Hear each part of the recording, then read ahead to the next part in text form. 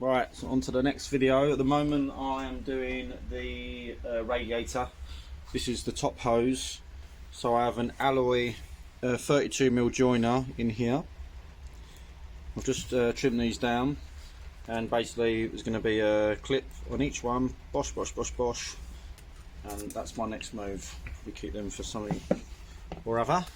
And then I'm also doing part of the fueling in the back, as the top of the swell pot is actually a 6mm, so I've had to get a 6mm fueling hose up to, and then a jumper up to an 8mm. So this is 6 to 8, and then this is going to go into the tank. So that's my next part for the swell pot. I'll do a little video of that in a minute.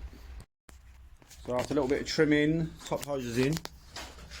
You can see how that's worked for me. Basically made like a S with a, and then obviously turn that sideways. These are silicone, autosiliconhoses.com.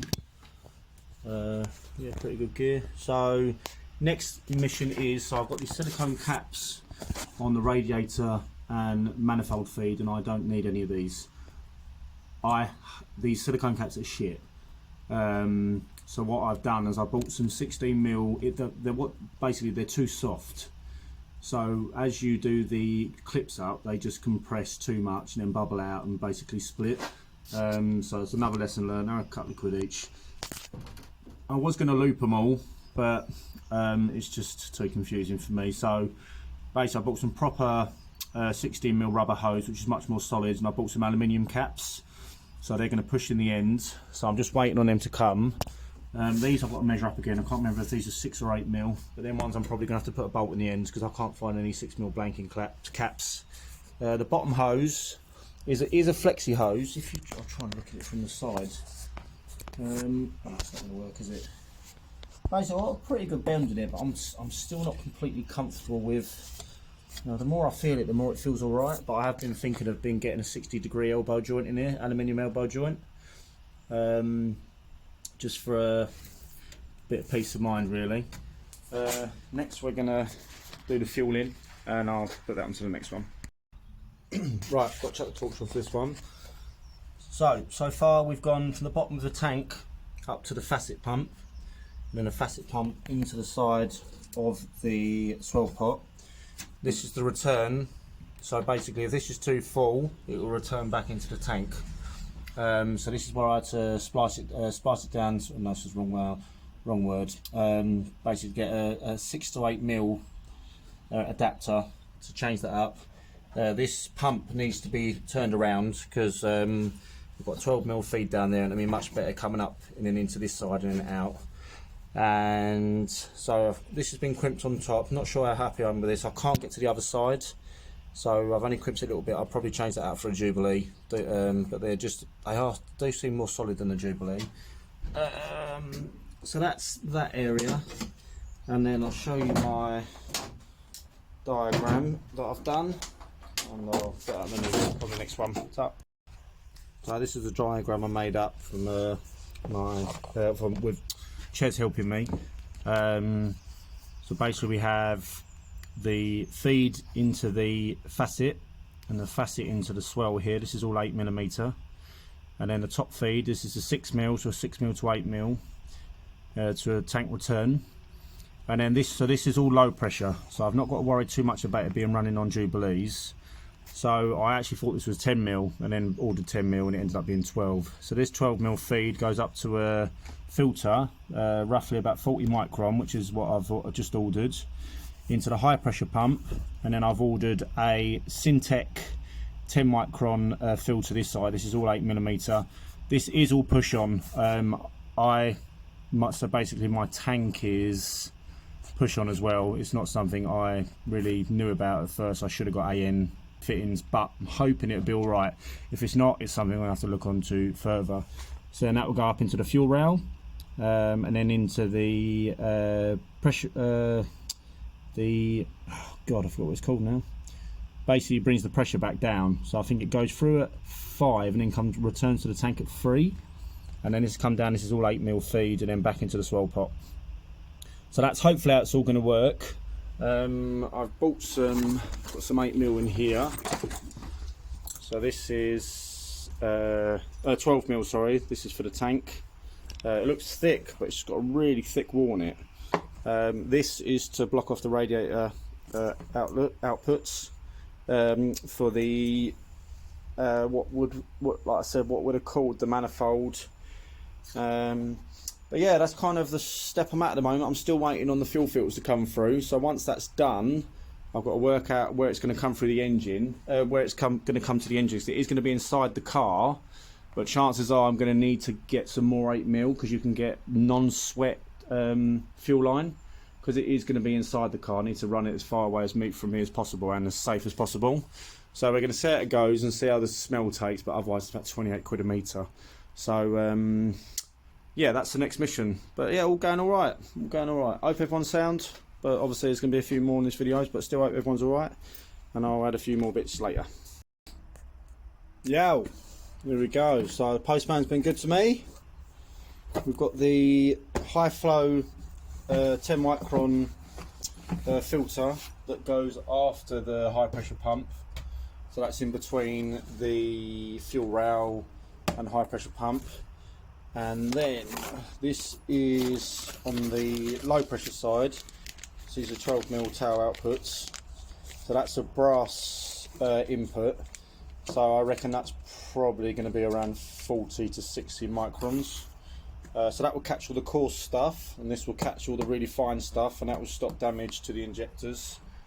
What else we got? Bear with me. I found a cool little bag as well that I've had for ages but not used. Music, of course. Started binding some books again as well, so I thought we'd keep some stuff documented in that. So I also got my blanking alloy caps, which are going to be used for the the heater outputs. So we're going to block them off. I've got 3 of them, and then the 6 and 8mm outputs I will just use a bolt with a bit of pipe that I've already got. And then there should be something else in there as well. Let's show you it. Look at that, beautiful bit of kit. Vtec as well, so I know it'll be good. And I can change the paper filters in here as well, so it's basically I don't have to keep recycling the whole unit. So that's going to be strapped in today. And this is for the pressure regulator that goes on the end of the rail. So this is basically so I don't have to have a bit of pipe in between, the fuel pipe in between the regulator. So this will just allow a regulator and the fuel rail. This will allow me to bolt the regulator straight on the end of the fuel rail.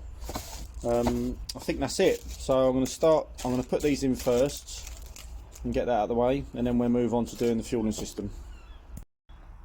Alright, here we go. So, oh god, bear mate, get some light. So blanked off. I've got T-junction Jubilees. They're a lot wider, so I don't like, because it put. So I'm guessing it put a little less stress on such a small area.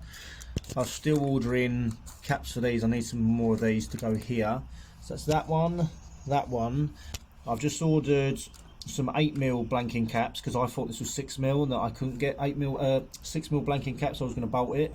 I've just remeasured and realised my calipers are out of. Strange actually. So the calipers I use, they're my Mrs. Jewellery ones. So basically, if the zero here doesn't line up with the actual end of the caliper, the vernier. So I have to add on 2mm each time. I'm not sure if it's because they're jewellery ones or they're just cheap, I don't know, or there's been a mistake, or there might be a reason for it, I'm not sure. So this one in here is blanked off as well, down here, and that just needs one on the end. And then there's also this top hose, oh god, excuse my video, this top hose here, which needs blanking. So I've got the hose for it, I'm just waiting on the clips. But yeah, so I'm going to now bolt on. So where are they? There, the beauties. In the lock up. Go on, mate. Alright, let's try that again. So this is the pressure regulator, and this goes on the end of the rail here. So basically this would normally go on to 2 seconds. So I have some push-on bits I bought. Oh, here we go. Where is it gone now? Oh, there it is. So what I was going to be doing was running this with a bit of 8mm fuel pipe through to this, but then I realised you can buy one of these from Genv, and that straps straight into this, so we can delete one of these, and I actually need that for the other side anyway, so that's worked out really well. That was like 12 quid just for that. Blows my mind. I tried to find one for cheaper, but with all the things I needed, it was just getting long. So yeah, so that's the next stage. I'm going to strap that all up, make sure it's in the right way, and yeah. Yeah, pretty strong day actually. Where we at? So I did run out of fuel line, so I underestimated how much I needed. So I've managed to I've got the return back up to the swell pot, but I haven't got from the fuel filter down to the actual intake of the fuel rail. So this is going to hook round. I've got a hole here. So this is the return. This is the pressure regulator, which I said about bolting onto the end, which is on. I'm going to try and get some kind of bung for that. The only thing is because there's going to be two fuel lines going through it. It's going to be running up the inside of the passenger seat. Below the door. I've got some P-clips coming to clip all that in. I've given myself a bit of slack. Let's put the light on for this. I also needed some clips that I've ordered for the 12mm line. So this is, so where are we? So we've got from the tank to the facet pump, and the facet pump to here. And then from that, so then at the top of that is the return. So obviously if this gets too full, it will return to the tank. And then we've got from the bottom of the swell pot, don't know if that's going to be able to see it because I can't see what I'm filming. That's the 12mm line into the fuel filter there, onto the that side of the hose, onto the high pressure pump. Then that goes around and then into the, sorry I apologise for my filming. That's the 10 micron filter that goes down to the fuel rail, to that hole that I've put there. So they're going to be running down the under there, and then clips down on the floor there, and then down the sides. Might have to get rid of a bit of slack. I would like to, at some point down the line, when I've got a bit of money, to change fuel pumps so I can have a AN fittings, so on the high pressure pump, because this cost me about 40 quid I think from Simon BBC, but it doesn't actually have the choice of unclipping, unscrewing them, so you can't put AN fittings in it, it's push fit only. So we're going to see how that goes. Right. So that's that all clipped on. I need to get a little cover for this. I need to just do a rear shelf. I'm just going to do an alloy rear shelf. I still need to think of how I'm going to do the grille, because the original Clubman grille doesn't fit. But yeah, it's looking cool. I've still got a bolt in the other seat at some point. At the moment I'm just going to have a little tidy, and then I'm not going to post a video till I've finished the fueling. But yeah, it's going alright. Right, so got a couple more of the clips today. So bear me. These T-bolt clips are really good. I like how wide they are. They basically don't need to double jubilee. Bolted in down there, and then I've got on the filter. I've got the crimp ones. So now I'm just waiting on the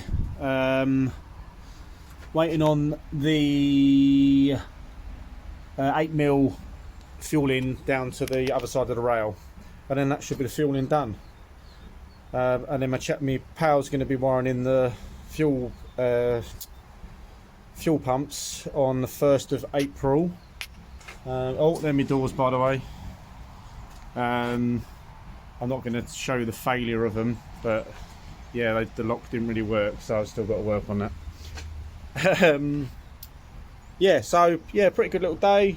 Wet outside as always, but nice to get sunlight and a bit of space here now, which is what I was aiming for. So I'm gonna have a bit of a tidy in, and I'm going to play badminton with my mates, and then when everything's finished, I'll then post this video. All right, hope everyone's sound.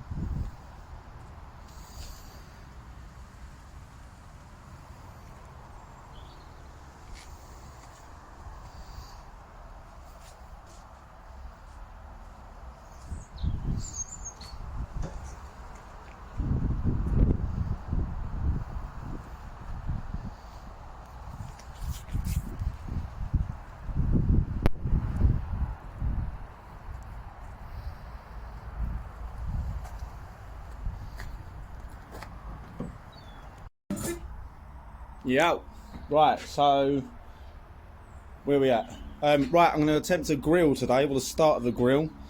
So my plan is, so basically have these sections in here will be separate to the centre section. So I'm going to put some little mounts so it can screw on there, and then this centre section here can be screwed on here. Now I can just take that middle bit off. It's also to do with the fact that how much alloy I've got left. It'll just make it a bit easier. So I've made a little template just for the edge bit, and this will just be the light surround. So I'm about to cut this out of alloy. I probably will paint it because I think it might reflect too much, and I don't know if that's a legal requirement. I'm not quite sure yet. But then the idea is to have some holes all the way along it, kind of. Yeah, I just want to tidy up that front. I don't want to drive it without a grille. I don't know if that's legal or not, but I want it to just look nice, you know what I mean? So I'm going to work on that today. I'll do a couple of videos as I go, and yeah, cool. Yo, right, so I actually went much better than I thought. It looks really odd now. But you get the idea. This one I had to cut a slightly different shape because the front end's not going to be perfectly symmetrical. So now it's just for doing a centerpiece. So I'm basically going to... Oh, does that go quite over? One sec. Yeah, so it goes right to the back of the light, so it's got the rim around. Now I've got to work out how I want to mount it, so I'm probably going to do a little bracket, sorry, at the top here on both sides, but then I've got to dodge that bolt underneath, so I might keep it centre and then drop it on the floor. Luckily it's got the protective coating on it. I know it's going to get a few marks on it now and again, and then obviously work on the centre section to make sure it doesn't touch the mounts for the radiator fan, pardon me. I also cut this section out. This bit stuck out and I didn't like it because it made the number plate stick out. I wanted the number plate to be flat. So yeah, that's the next plan. I'm probably going to make the centerpiece now and then worry about doing these after, because I'd like to have it all bolted. I'd like to have the front bits bolted in first before positioning these, because I've got to work out where I want them. This one I might have... This is where it gets difficult, because obviously I've not got a lot of space to work in that gap. It would be nice to have two little L brackets here, unless I use some of the like rivet mounts. I can't remember what they're actually called. Bear with me. Got an old bag of them somewhere. Some of these riv nuts. I think they're riv nuts. But again, like doing that into fiberglass, it doesn't grip quite as well. So got to have a little think there. So I mean, actually I suppose if I could drill a hole I could get a nut and bolt in that quite easily. Yeah, anyway, I'll crack on and put another pick up at I'll just carry on. Right, oh blimey, hit my head. So I've done the centre section as well, so obviously I'm going to leave that hole for now. I'm going to drill the holes because it is going to have a slight bend in it. I'm just going to drill 1, 2, 3, 1, 2, 3, and then I'll grid something out in the middle, and then I'll do that a bit later on. I'm going to have this so it's behind it, because I don't really like this line down here, so I prefer the line a little bit further over. And yes, so I'll do that now. So this is it, bolted in only on one side. So I've made some little L brackets, and they've actually, obviously it's flimsy at the moment. I'm probably going to have to do another one here, and then I'm going to do, obviously the other side isn't in. Probably going to do one at the back here, and then I'm still working out a pattern for here. So I'm going to leave this video at that so I can post something. Any ideas on how you'd like to see the grill, or if you think of any cool patterns, feel free to drop a comment.